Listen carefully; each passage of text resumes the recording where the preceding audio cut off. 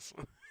Hello again, everybody, and welcome to the two-man game here on Claibs Online. I'm Bob Ramsey. That is my partner, Matt Rocchio, and we're here to talk hoops with you like we do a couple of times a week on Claibs Online. Rock, how you doing? I'm doing good, Rammer. It took me 41 episodes to screw that up.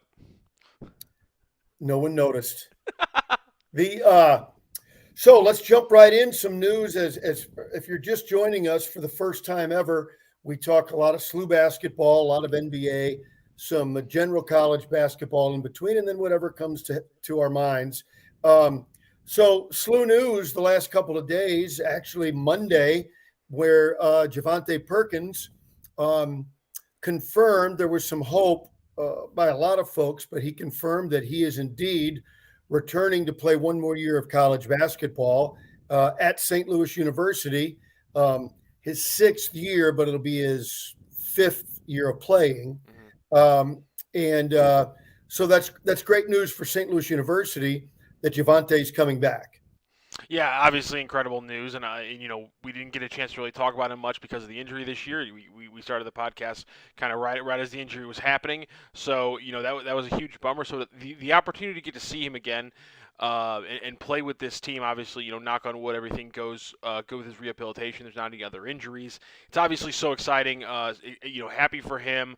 I think if he really gets a shot this year, and obviously, we'd be talking about a season where they kind of have to bring him in a little bit in early in the season and kind of probably hit full drive maybe right as conference play starts. But if he can really show out, I think it's going to be great for his career, and I'm obviously happy for him and happy for St. Louis Billikens fans who are going to get a chance to see one more year of work and progress on a lot of young players, a lot of talented players, and I think it's going to be a really fun season.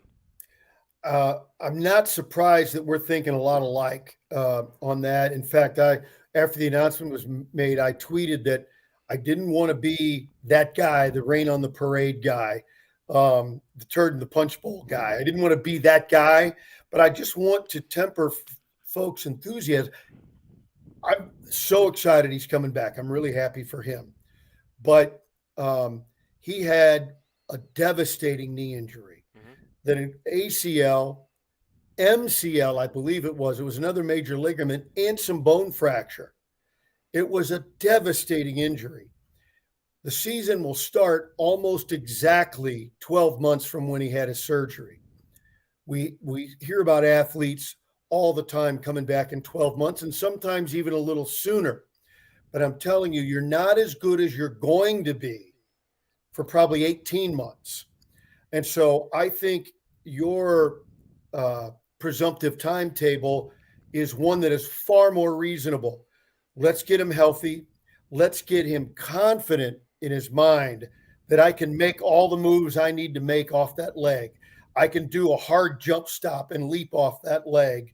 I can make hard cuts pushing off that leg. I can do all those things. Let's let him get his confidence back. And whereas I know people are enthusiastic, 22 points a game out of the gate, start. Maybe. I'm not saying that's impossible. It'd be amazing. But I would say let's temper and then be thrilled rather than shoot for the moon right off the bat and be disappointed. I think you're right. I think as midseason rolls along, we're going to see Javonte back to where he can be, and playing great late, I think, will be Javonte Perkins' senior year, if you will, legacy, that he'll be great late. And I think, like so many teams in Division I or anywhere really, that you want to be playing at your best as you get into February, approaching March. And I think Perkins might be a guy, let's draw a graph line on his progress and see if it mirrors how the Billikens play next year. Yeah, exactly. And also, and we're going to get a little bit into this as well. I think beginning of the season, there's a good chance you're incorporating, some new players into the team. And so it's almost a thing where non-conference schedule, maybe some of the earlier games especially, you're getting some of these transfers who are most likely going to be in this roster. You're getting some of these younger players who you have high hopes for being able to contribute early and often, and you're getting them some more time, and you're trying to figure things out because there's a good chance that there are 2 or 3 spots that add up to about 30, 40 minutes per game that are leaving from last year. And so you are going to have a little bit of kind of mesh time, including Javonte Perkins meshing back into a team that developed a lot since the last time he was able to play with them. And so there's going to be a lot of that kind of working time, and I think it'll be interesting to see how exactly they bring him in.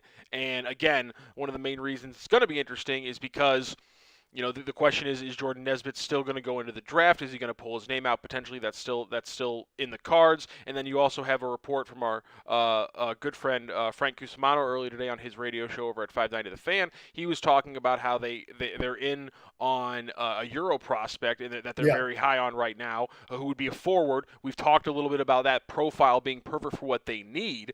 And then you also heard, I believe, that they're in on LSU guard Xavier Pinson, former Mizzou guard Xavier Pinson, and that kind of potentially might seem like kind of a smaller role than we would expect from him, but that backup point guard, a guy who can spell Uri and run the offense, that also seems to be in the cards. So there's still a lot of roster movement that's going to come, and some of it, I think most of it will come in the next 2 months by Memorial Day, but I wouldn't be a bit surprised if there's 1 or 2 last slots to be manipulated, maybe even as school's getting ready to start. Absolutely, and we'll keep you up to date on that as it goes. But obviously, congratulations to Javonte, congratulations to St. Louis University, and obviously good luck to him on these next 6 months of his rehab, getting ready for the season. Obviously, we're going to be excited to talk about it. Absolutely right. So let's move on to the Final Four. The Elite Eight last weekend. Saturday we had 2 great games. Sunday we had 2 stinkers, kind of, in that the outcome wasn't in question, by midway in the second half. Certainly in the Kansas game, a little bit longer. Yeah, I mean that first half, I honestly thought, Miami was doing a good job. Obviously, I mean that's not a groundbreaking tape. They were actually up by 6. It's just you don't ever expect a team to somehow get held to 15 points across an entire half of college basketball, especially in the Elite Eight. That was an unbelievable performance by Kansas there in the second half. And as much as I want to give some credit to Kansas, that was I don't know what happened in the locker room at halftime because Miami looked completely out of sorts from the word go. Well, you know what? Here's what I'm going to do. I don't know. I'm sure there's a metric to show momentum. Yeah. I don't know if there's a metric to show why momentum changes, but I'll tell you when it happened. And I should have looked up the number. You may even know it off the top of your head. It was the Christian Brown 5-point riff. Oh, he came down the lane and dunked. Kansas gets a stop. They go in transition, and he hits a 3. The rest of that right there. That's a really good point. Yeah, changed the momentum. And obviously, every basketball game is you need everybody to play and do their things, and how you playing defense and all those things. But momentum did a flip, and that was when it flipped. Oh, and this is perfect. Okay, so. Looking at the play-by-play right now, 16:05. So 4 minutes into the second half, he hits that dunk. They get a stop on a Miami three-pointer. They come down. Christian Braun then hits the three-pointer. 5 points. It was they were down 40-38 before the dunk. They came away up 43-40, and from that point on, they outscored them 33-10. So you say, well, how did that happen? Well, somebody missed an assignment on Brown down the lane. He starts feeling it. Players are not metrics. They're people. And he gets a dunk. Now, if you work and get inside and you get a layup and you come down, layups are great. And you say maybe it doesn't make a difference. But you get a dunk, you get a stop, they miss a shot. Now you fire it down the floor, pull up from the right wing for 3. And I'm telling you, the Kansas fans all of a sudden are going bonkers. Yep. Christian Braun, I think, plays with a lot of emotion, which is genetic. His dad played that way at SLU. His mom played that way at Mizzou. It doesn't surprise me. And momentum is a real thing. sometimes it's hard to point it out and figure it out, but I feel like that was it in that game. Yeah, that's a really good point. It did because it did feel right. Yeah, it felt like it shifted right around the 5 or 6. I would have said the 5 or 6 minute mark. Yeah. Had I just had to call it out. Because yeah, by that time it was clearly Kansas was running away with it. I think right around that mark they. Graphic had popped up that was like a 12-4, 12-3 run, and then you just felt it shifted. And again, Kansas, when those athletes, and that's the thing about having a number one team, these blue bloods, just there's a point where in these games where they start hitting their shots, they start getting stops, and it's just going to roll down the hill against a team that just doesn't have that level of talent. And that was a night when Kansas just took over. Yeah, and so now we look ahead to these dream matchups. Um, Villanova, let's do. I'm not going to worry about the semantics or the definition of blue bloods or whatever. Villanova certainly has established themselves as one of the great programs in the country over the last 20 years. I mean, the winning 2 out of 3 championships is just, I mean, that's ridiculous. You go back in history to, teams that have won 2 in that span. It's back-to-back Florida, it's back-to-back Duke, and I think there's one other back-to-back. I don't think there's any other 2 and 3. So I mean, we're talking about literally something that only Duke and Florida did, and no one calls Florida a blue blood. They just obviously had a great run of under Billy Donovan, but still, I mean, that's just at this point with Jay Wright, it's not Billy Donovan in Florida. It's something he's built across a long period of time. Yeah, and so however long he's been at Villanova, if they're not a blue blood, they're at least new money, and sometimes you got to say, okay, new money's real money. And then I think the other thing that I think is real interesting about this, the real way to judge a high major program versus a mid major is budget. That's the real way you measure it. But it's not very much fun to just kind of look at program budgets, okay? And then you'll have in every somebody read a story about St. Peter's and was like, "This is math, and I'm not happy about it." Yeah, and so you got, but even within that, you've got high major conferences. We're at the bottom of the conference. The budget's, probably not there. With you got your Vanderbilts and your Northwesterns and your, I don't know. I don't know what Stanford's athletic budget is. I don't imagine it's the same as Arizona. That's a wild guess, but you know what I'm saying. Yeah. So budget's the right way, but we're not going to go through that. And that changes. Bob, I'm a Mizzou fan in the era of the SEC. I know what you're talking about. Right. So I think the simple way, although flawed, I admit flawed for those who want to hammer at us, is football, non-football. So then what do you do with the Big East? Yeah, they're high major, but they don't have football. I'm telling you, football money, even if it's a separate budget in the athletic department, football money and culture changes things. It just does.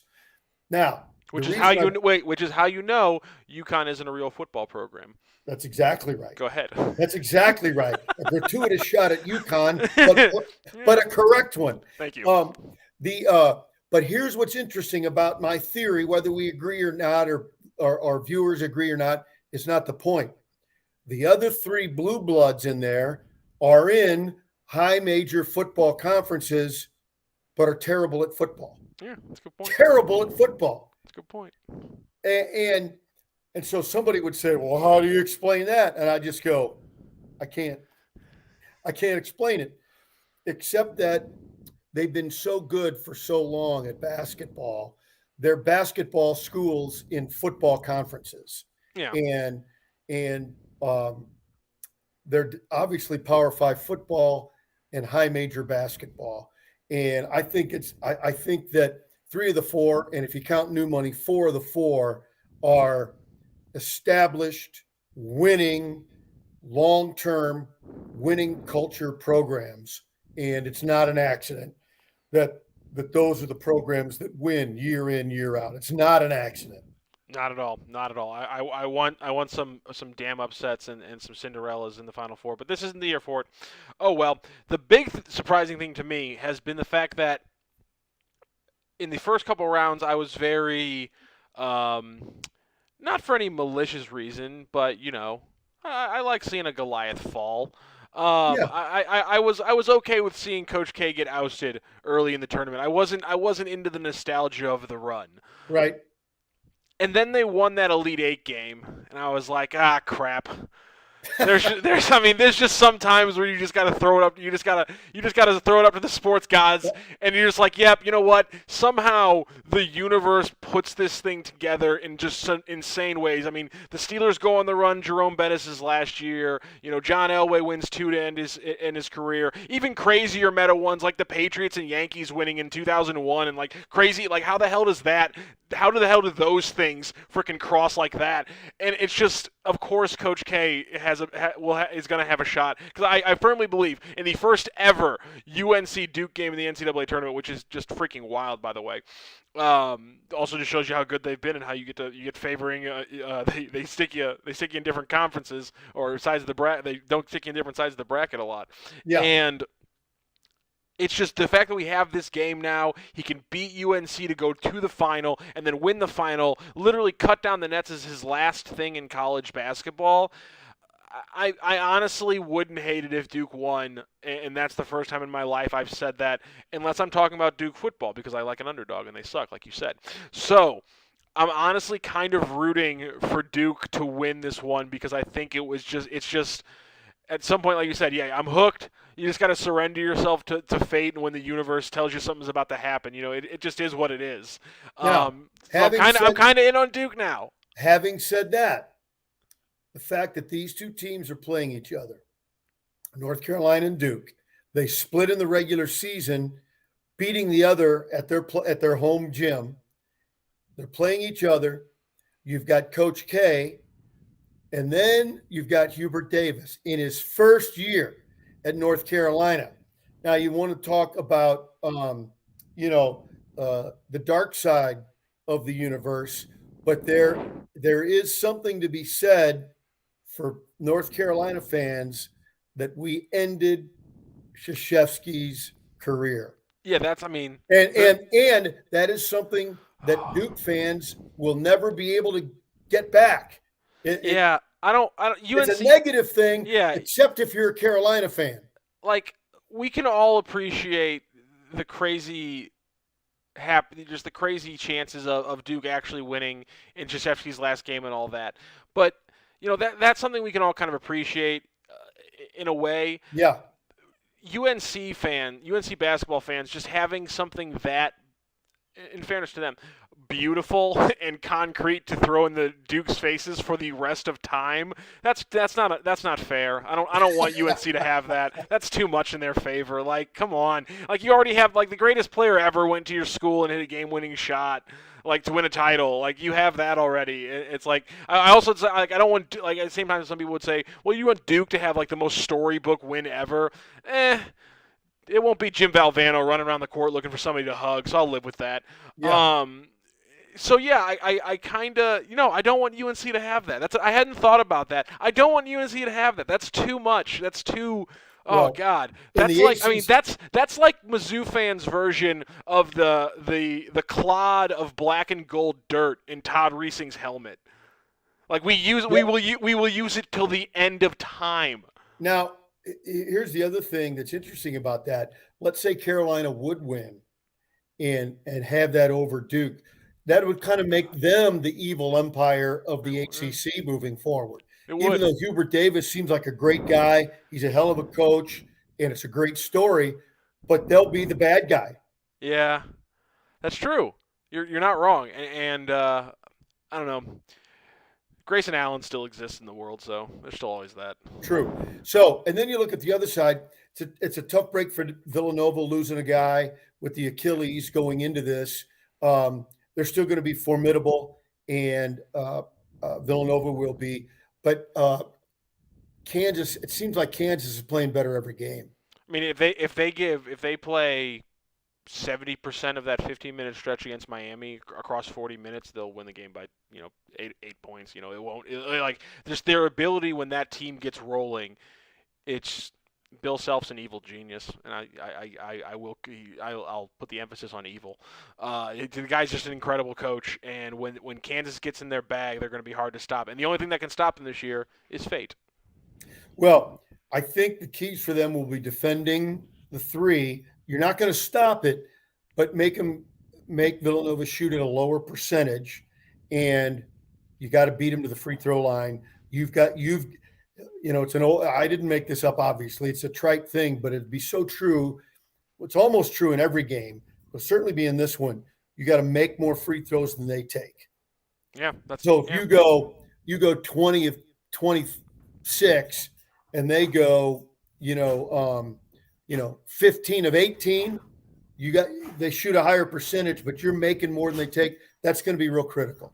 All right, it's going to be fun this weekend, and one of the reasons we're kind of breaking down the Final Four right now is because on Thursday's episode, we're going to be recording an interview with Rob Fisher, St. Louis native, who has been down in Memphis covering the Grizzlies for a very long time. So we're going to talk a lot of NBA, a lot of Grizzlies content on Thursday. So obviously we wanted to get some of the Final Four content out there. In fact, we're going to talk a lot of NBA. That's going to be kind of one of our biggest NBA shows we're ever going to do, because we're going to talk with Rob, and then we're going to talk a little NBA in addition to our conversation with Rob. So a little slew download, little NCAA Final Four, and then we're going to get a huge NBA episode here later in the week, Rob. Hey, one quick thing before we break. As college is wrapping up, and I have more time to watch NBA, and you sort of touched on it, if I recall, early in the season, and not that maintenance days and injuries aren't real. I'm not suggesting any kind of conspiracy. But I feel like if it's not a problem, it needs to be looked at. That too often the road team is just simply not playing their best guys night after night after night after night, and I think it hurts the game. Okay, you want the home team to win for their fans. That's a good thing, but you also want them to see marquee players. And I feel like, at least I'd like to bring it up as a question: is the NBA setting their stars on the road too much? Yeah, the NBA higher ups hate it. They've been trying to, they've incorporated a fine system, but teams can get around it by being pretty vague with the injuries they have. Especially when you get here late in the season, you can plausibly say a player has any number of injuries, and I think it would be hard for them to argue that he can't play at all. So I think that's a big issue. So does the NBA have to come down harder on teams a little bit? Yeah, I think so.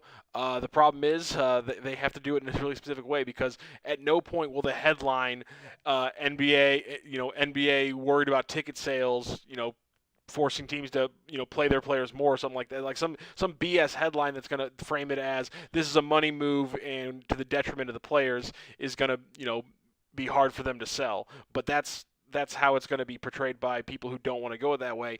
The bottom line is they have to work on the schedule. They have to change the back-to-backs, but teams have to stop holding players out. And the way you fix that is to also fix tanking, so that teams are not okay winning as many games or losing as many games and those kind of things. So there's a lot of different tendrils to kind of fix that problem. But it is a little bit of a problem, and I think this year we've got a more competitive and more parity, strong NBA. Which is a good thing. But I think, the fact that it's still this bad in this season tells you that there's something underlying that's a much bigger problem. On that note, we got a big NBA show for you coming up on Thursday with Rob Fisher, part of the Memphis Grizzlies crew, and he's been covering the NBA in person for a long time now, and he'll give us his insight, and we'll take a look at what is now my favorite NBA team until a Billiken player makes the league. And so I'm really looking forward to that. Rocc, have a great next couple of days, and we'll get together again on Thursday. Talk to you on Thursday, Rammer. That's Matt Rocc. I'm Bob Ramsey. The two-man game right here on Claibs Online. St. Louis Acura is the only Acura dealer in the nation to win the Precision Team Award for 30 years. How do we do it? By making you, our customers, our number one priority. As others increase their fees and take advantage of limited inventory, we keep our prices low because we remain committed to becoming better than ever and treating you as we want to be treated. We want you coming back and sending your friends and family to a veteran-owned, family-based business you can trust. St. Louis Acura, better than ever for you.